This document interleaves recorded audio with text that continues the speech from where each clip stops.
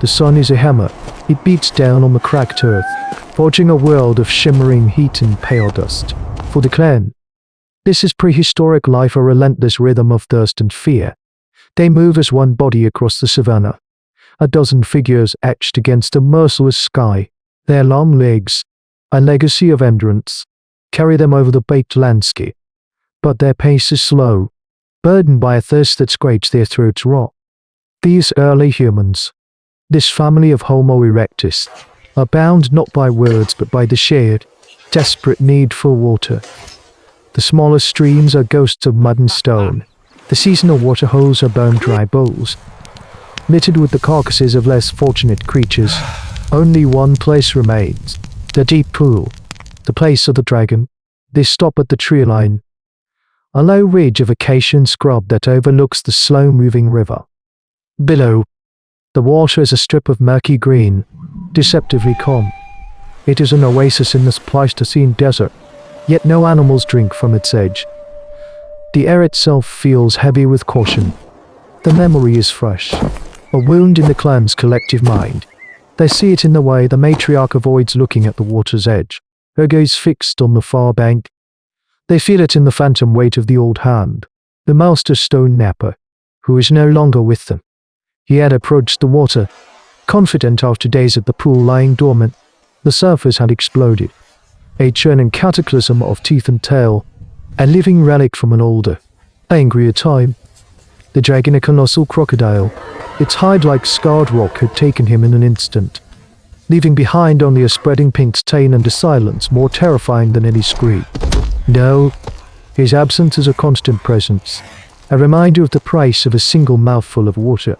A young male, his skin stretched tight over his ribs, takes a hesitant step forward, but a low grunt from the new leader. The stone bearer freezes him. The leader holds up a hand, not in threat, but in a command for absolute stillness. His eyes, deep set and sharp, scan every shadow, every ripple. Their advanced survival skills are pitted against a primal, reptilian patience. It is an unwinnable war of attrition. The dragon does not need to hunt. It only needs to wait. This standoff is the core of their hominid history, the endless negotiation between burgeoning intelligence and the brutal, indifferent power of the ancient world. The youngest child begins to whimper, a thin, weak sound. His mother pulls him close, offering a dry breast that gives no comfort. The sound travels across the silent assembly, a spark of panic in the suffocating heat. The stone bearer turns his head slowly, his gaze falling on a charred branch at his feet, the remnant of a lightning-struck fire from the last season. He stares at it, his brow furrowed. He looks from the blackened wood to the water, then to his clan, his family. A connection is being made, a flicker of a thought that sits outside the known cycles of hunt, gather, and flee. He sees the problem not as a physical confrontation, but as a space to be controlled. The water is unreachable, the dragon is immovable, but the air between them. The air is empty. He picks up the branch, feeling its light, brittle texture. He looks towards the sun, then back at the silent, waiting mouth of the river. The clan watches him, their thirst to physical pain, seeing not a solution, but a question forming in the eyes of their leader. The stone bearer does not have words to share his plan. He has only his hands, his eyes, and the burning certainty of his idea. He walks back to the clan, the charred branch held like a scepter. He crouches, and in the dust, he draws a long, wavy line for the river. Beside it, he scratches a jagged shape with teeth. Then, he takes a fistful of dry grass, holds it over the drawing, and crumbles it, letting the pieces fall between the two marks. He gestures to his eyes, then covers them with his hand. He waves his hand in front of his face, mimicking the blinding, choking haze of smoke. The clan watches, their expressions a mixture of confusion and dawning comprehension. The matriarch is the first to understand. She looks from the drawing to the wind-stirred trees, then to the water, her gaze sharp with calculation. She gives a short, decisive nod. It is a desperate, insane idea. It is their only idea.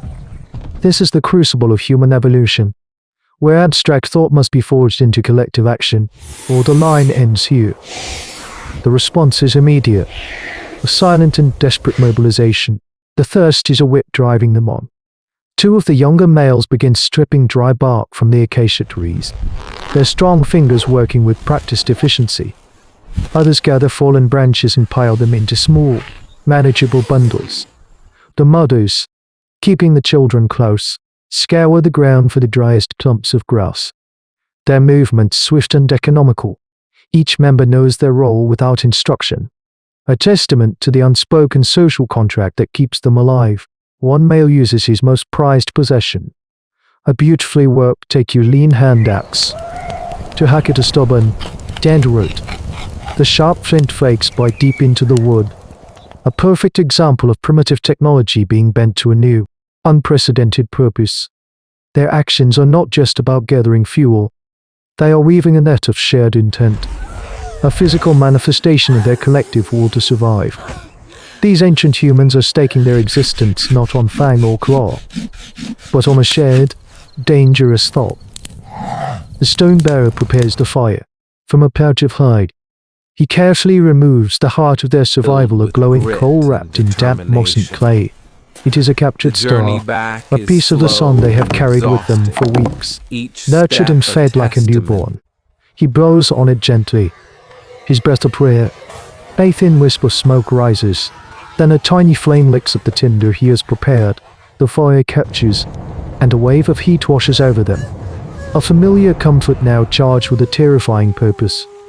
They divide the fire, creating a half-dozen smoldering torches of tightly bound grass and sticks. The plan requires not one fire, but a wall of them. As they approach the ridge, the wind shifts, blowing directly from them towards the river. A stroke of luck, or perhaps the indifferent world offering a momentary advantage. The stone bearer gives the signal. It is time. They are about to declare war on a god, using its own element, the choking smoke of the scorched earth, as their only weapon. They move down the slope like ghosts in the dying light, a silent, disciplined line. The torches sputter, casting long, dancing shadows that twist the familiar shapes of rocks and bushes into monstrous forms. Each step is deliberate, each breath held tight in the chest. This is the landscape of primal fear, where the known world ends at the edge of the firelight. As they reach the flats, the stone bearer raises his torch. On this cue, they form a crescent, a fragile human wall facing the water. At the center of their arc of fire, placed with the care a master craftsman gives to his finest work of lithic technology, is their offering, a small pile of the driest, most pungent brush, designed to create a thick, acrid smoke. With a second signal, they plunge their torches into the pile. The effect is instantaneous. A column of thick, white smoke billows upwards before the wind catches it, pushing it out over the river in a dense, blinding fog. It rolls across the water, swallowing the far bank, erasing the world. The clan moves with it, a shuffling phalanx hidden within their own creation. The air becomes a choking, searing soup. Their eyes stream, and coughs rack their bodies. But they push forward. They can hear the river now, lapping at the bank, but they cannot see it. They are operating on memory and trust. Suddenly, the water is at their feet. They fall to their knees, scooping the life-giving liquid with cupped hands, filling dried gourds, drinking until their bellies ache. In the chaos, there is a tremendous thrashing from the murk. They say, immense and primeval, erupts from the water nearby. The dragon, blinded and enraged by the smoke, it snaps its colossal jaws at the unseen tormentors, its tail whipping the water into a frenzy. It is a force of pure, reptilian fury, a living mountain of rage. Panic ripples through the clan. The young male who had been so eager before is the closest. He hesitates for a fatal second, mesmerized by the sheer scale of the beast. The tail, a weapon of impossible speed, catches him across the chest and flings him back into the shallows. A single, choked cry is swallowed by the crackling of the fire and the monster's guttural hiss. The stone bearer roars a roar. Wordless command. He grabs the nearest clan member, shoving her back towards the safety of the ridge. The others follow, scrambling away from the water. Their thirst quenched but their spirit shattered. They do not look back. They know what is happening in the smoke-filled darkness. They have their water, but the river has claimed its price. They collapse at the tree line, gasping for clean air, the precious water spilling from their trembling hands. They have won, but it feels like a profound defeat. The smoke slowly clears, revealing the placid, indifferent surface of the deep pool, now tinged with a fresh stain of reed that dissipates in the current. They look at the water, then at the empty space where the young man stood. They have survived the day, but the memory of this victory will be a scar, a lesson etched into the soul of these human ancestors. Their war with the dragon is not over. It has just begun. They now have a strategy, a weapon born of fire and foresight. But they also have the certain knowledge that every drink from that pool will be paid for, if not in blood, then in the terror of the attempt. This is the brutal calculus of prehistory, where survival is not a triumph, but a temporary reprieve bought at an unbearable cost. The clan did not conquer the river. They learned to negotiate with the god, using their intellect as a bargaining chip and their own blood as payment. This act, born of desperation on a parched Pleistocene savanna, is more than a story of survival. It is a glimpse into the archaeology of our own minds. In that smoke-filled gambit, we see the blueprint for everything that followed the coordinated hunt, the building of walls, the intricate dance of strategy and sacrifice that defines human society. These ancient humans were not heroes charging into battle. They were a terrified family who chose to face one fear to conquer a greater one. They balanced the certainty of death by thirst against the possibility of death by predator and chose to act. That calculation, that moment of collective, high-stakes problem-solving, is the ghost in our machine. It is the instinct that guides a surgeon's hand, a firefighter's courage, and an engineer's design. The echoes of their hard-won water can be heard in every council chamber and laboratory on Earth. On the grassy A bank. quiet reminder that our greatest triumphs are built upon the memories of our most desperate moments. We are the children of the clans who were smart enough, brave enough, and sometimes just lucky enough to look a dragon in the eye and refuse to blink first. The past is a wilderness, crisscrossed by the fading tracks of those who walked before. We are here to read the signs, and on the shores of a different continent, a new kind of tool was about to change the meaning of the hunt forever.